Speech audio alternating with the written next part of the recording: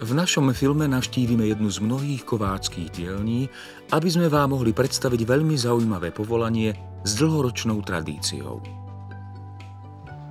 Je to profesia umelecký kováč a zámočník. Umelecký kováč a zámočník je kvalifikovaný remeselník, ktorý ručne vyrába umelecké predmety úžitkového a dekoratívneho charakteru z kovu, pričom využíva všetky ručné kováčské a zámočnícke techniky, zhotovuje kované plastiky, rekonštruuje slohové remeselné pamiatky z kovov a zhotovuje ich kópie na ďalšie používanie. Práce umeleckého kováča a zámočníka zďaleka nepatria iba minulosti. Tak ako na historických stavbách, aj v modernej architektúre plnej skla a betónu sa často uplatňujú kovové prvky, ktoré svojou trvanlivosťou a zaujímavým tvarom predstihujú ostatné materiály. Dodnes, rovnako ako v minulosti, sa toto remeslo často dedí z otca na syna. Vďaka tejto dlhoročnej tradícii a skúsenostiam odovzdávaných z generácie na generáciu môžu aj v dnešnej dobe vznikať skutočne majstrovské diela s dokonalým remeselným stvárnením, s vysokou výtvarnou a úžitkovou hodnotou. Kým však takéto ozdobné zábradlie vznikne, umelecký kováč a zámočník strávi veľa času v žiari rozpálenej vyhne. Výroba každej súčasti zábradlia si vyžaduje od remeselníka maximálnu pozornosť, pretože každý jeho detail spolu rozhoduje o konečnej podobe celého kováckeho diela. Samotné tvarovanie kovu nevyžaduje vždy len fyzickú silu. Pri práci s kováckym bucharom rozhoduje skôr zručnosť, koordinácia pohybov a sústredenie sa na prácu. Potom už stačí len dôsledne dodržať správny postup a zručný kováč dokáže aj hranatú kocku premeniť na pravidelnú guľu, ktorá sa neskôr stane jedným z dekoračných prvkov originálneho diela, vytvoreného podľa vlastného výtvarného návrhu kováča.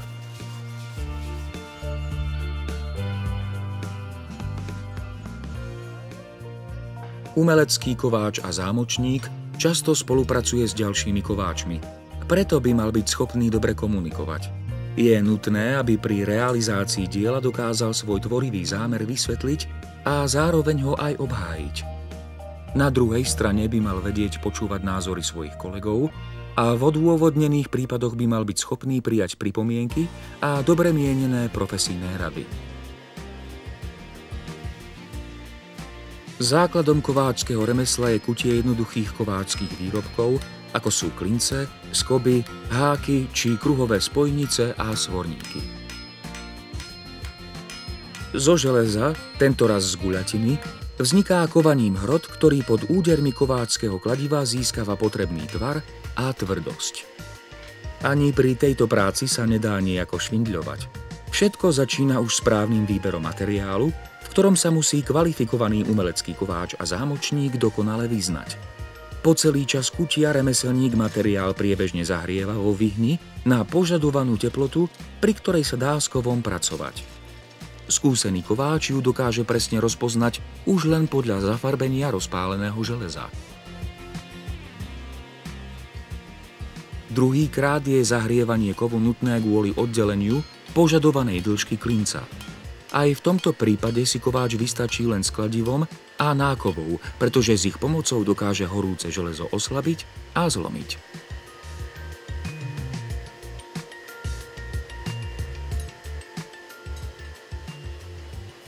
Posledné zahrievanie budúceho klinca je potrebné na ukutie jeho hlavičky. Pri tejto činnosti používa kováč ešte špeciálny diel na kutie, zápustku, ktorá umožňuje vytvarovať hlavičku klinca do žiadaného tvaru. Zároveň týmto spôsobom získa hlavička klinca požadovanú pevnosť. Na prvý pohľad môže táto práca kováča vyzerať pomerne jednoducho. Netreba však zabúdať, že sa aj tieto klince stanú súčasťou určitého uceleného diela. A tu práve záleží na precíznosti spracovania a vytvarovaní materiálu každej jeho jednotlivej časti, teda i týchto klincov. Okrem klasického kutia železa sa umelecký kováč a zámočník venuje aj zhotovovaniu plastických reliéfov z medeného alebo mosadzného plechu. Technikou tepania kovu vytvára z tohto materiálu rôzne náročné plastiky. Táto technika si vyžaduje určité majstrovstvo pri narábaní so špeciálnymi ručnými nástrojmi, ktorými možno dokonale modelovať jednotlivé plochy budúceho výtvarného diela. Pri vytváraní takéhoto plastického obrazu si každý úder remeselníka vyžaduje precíznosť práce a maximálne sústredenie sa, aby zlé vedený alebo príliš silný úder kladívka nežiaduco nevytvaroval pomerne mäkký plech. Umelecký kováč v týchto prípadoch zvyčajne pracuje podľa vlastného výtvarného návrhu, prípadne podľa návrhu výtvarníka. V každom prípade by však mal pri tejto činnosti uplatniť vysokú dávku priestorovej predstavivosti a výtvarného cítenia. Umelecký kováč a zámočník si pre svoju vlastnú potrebu tiež zhotovuje ručným kovaním kováčske nástroje, ako napríklad tvarovacie kladivá, rôzne kliešte či sekáče. Často spolupracuje v oblasti filmu a divadla so scénografmi a rekvizitármi. Môže vytvárať napríklad náročné scénické dekorácie, chladné zbrane alebo kostýmové doplnky. Veľmi dôležitou súčasťou tvorby umeleckého kováča je aj reštaurovanie najstarších slohových remeselných pamiatok a zhotovovanie ich presných kópií. V takom prípade môže vytvárať za použitia pôvodných techník kópie slohových kľúčiek, štítov a nových kľúčov k slohovým zámkam s jednoduchou alebo ozdobnou hlavicou. Mnohé predmety vznikajúce rukami umeleckého kováča a zámočníka majú však aj dnes, podobne ako v minulosti, svoje využitie v každodennom živote. Napríklad táto trojrozmerná vývrtka, ktorú s veľkým zaujatím a podľa vlastného výtvarného návrhu vytvára umelecký kováč a zámočník so svojím pomocníkom. Umelecký kováč a zámočník si musí väčšinou sám vybrať materiál, použitie jednotlivých nástrojov i celý technologický postup. V záverečnej fáze môže svoje výrobky povrchovo upravovať napríklad cínovaním alebo chemickým farbením. Práca umeleckého kováča a zámočníka je náročná, vyžaduje si fyzickú silu, obratnosť a šikovné ruky. Je to však práca krásna a tvorivá, ktorá si aj v dnešnej dobe dokázala uchovať niečo z minulosti. Záujemca o toto povolanie by mal mať dobré priestorové videnie a schopnosť adaptácie na svetlo a tmu.